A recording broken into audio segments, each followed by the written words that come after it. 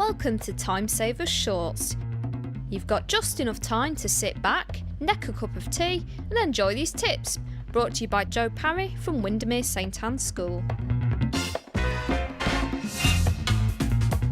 You pride yourself on being a good practitioner, we know that, and you want your students to really think outside the box. We want them to be stretched and we want them to be independent learners. However, don't put all the pressure on yourself. Save a bit of time by using what's out there in your subject. Maybe some online programmes are useful, or newspapers. And if you're a linguist, you might want to be using newspapers from around the world.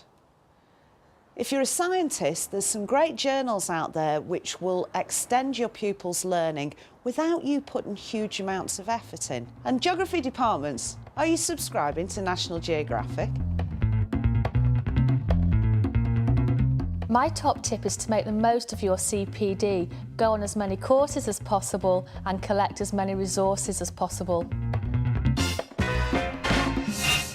Nikki, you teach an awful lot of our junior classes and very, very successfully. And I know that you use lots of resources to inspire the students. I think with juniors, I feel a bit of a time waster is having to revisit topics again and again to make sure it's there in their minds.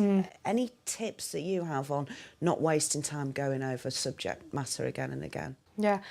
Well, I teach science, and what you tend to find is that you always have these children that come in and they just are not enthusiastic about science.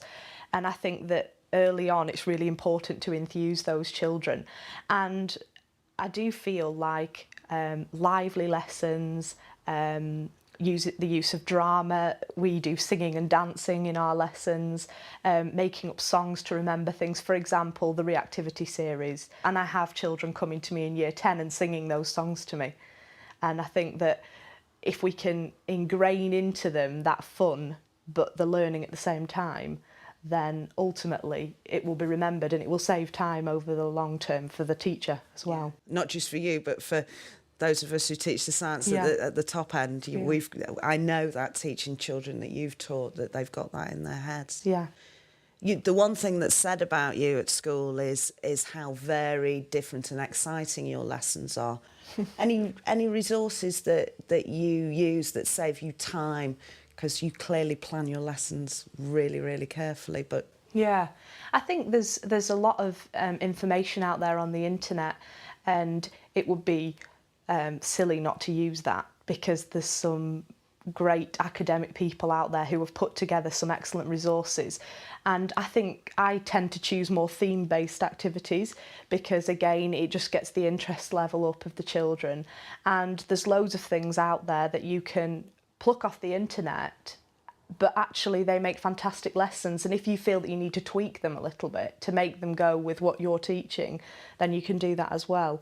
And yeah, I think that's a great way of just getting the children excited about what they're learning.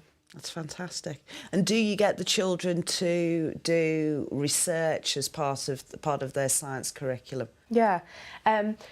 Obviously, we do an assessment within our lessons and out of the lessons, but what we tend to do for homework tasks is I will ask them to go away and research maybe why are polar bears endangered, and by, again, just including that theme, we can get them to go away and research things which they're interested in. And then when it comes back to the assessment within the lesson, that understanding is there in the background rather than just factual recall. So you're saving time because they've done the work before time. I quite like to call homework prep because I do believe it should be preparation for the next lesson, and I think that does save you time. The other one that's a good tip, Nikki, is if you've got a subject that they're researching, get them to go away and research it and then get them to present it back to the class, because actually they're doing a bit of your planning for you, but they're learning great skills from presenting skills and putting together a worksheet. And one thing little ones really love doing is marking their peers' preps. They feel quite grown up about that. Yeah. That's another one that saves you huge amounts of time. Yeah, good idea. Yeah.